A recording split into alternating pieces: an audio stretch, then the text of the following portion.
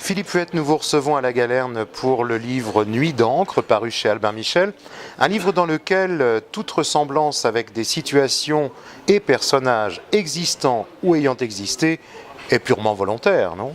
Absolument, absolument.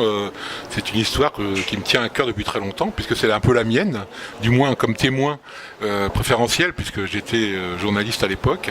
Et donc, ce que j'ai voulu raconter, c'est un peu la révolution journalistique que l'on a tous vécue, les débuts se situant dans les années 70, années charnières où l'on quittait le plomb, l'encre d'imprimerie, d'où le titre du bouquin, la tradition du livre pour basculer vers l'ère moderne de la technologie, de l'informatique, etc.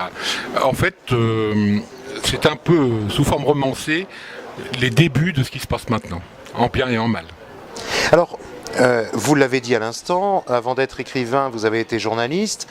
Pourquoi avoir choisi justement cette fois-ci d'écrire sur la presse ? Et au-delà de cela, quel regard posez-vous aujourd'hui sur la presse actuelle ? Un regard nostalgique, bien entendu, comme toute personne qui prend de l'âge et qui se souvient de ses jeunes années. Si vous connaissez un peu mes bouquins, vous verriez qu'il y a toujours un journaliste dans mes bouquins, toujours, ou un correspondant de presse, des gens pour lesquels j'ai beaucoup de tendresse, des correspondants à l'ancienne, qui vivent dans les campagnes, qui sont secrétaires de mairie, etc., et qui travaillaient pour le journal d'une manière parfaitement désintéressée, puisque très mal payée. Et en fait, je suis resté journaliste. Je serai journaliste jusqu'à la fin de ma vie. Là, c'est simple. Je suis parti pour des raisons déontologiques trop longues à expliquer ici, et parce que j'avais fait un peu le tour de ce métier et qui correspondait pas du tout à ce que j'en attendais. Et donc, c'est un peu le regard que je pose là-dessus, mais c'est un regard un peu du passé, j'en ai bien conscience. On peut pas retrouver les racines de ce qu'on a connu.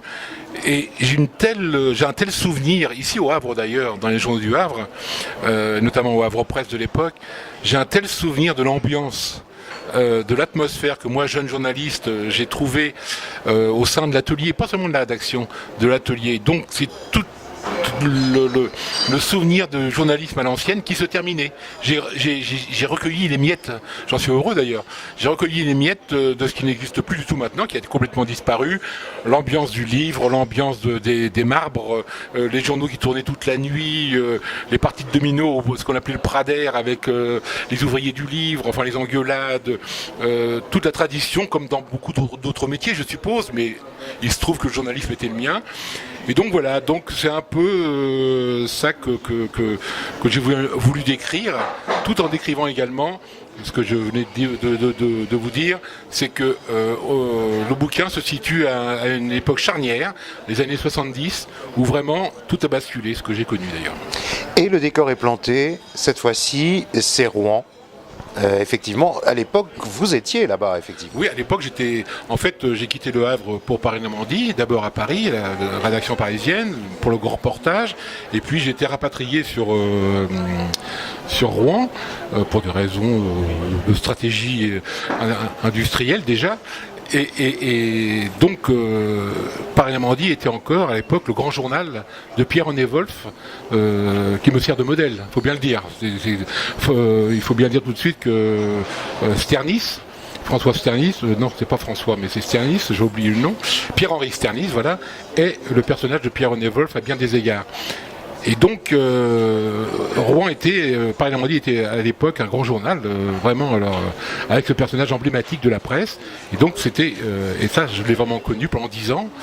Et le changement a été encore plus sensible, plus douloureux, plus spectaculaire que partout ailleurs, au Havre, voilà.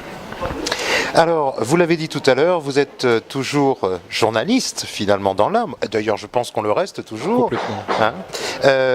Vous vous retrouvez dans la peau de ce journaliste quand vous écrivez un roman noir ou un polar. Vous êtes toujours chargé d'investigation, d'enquête.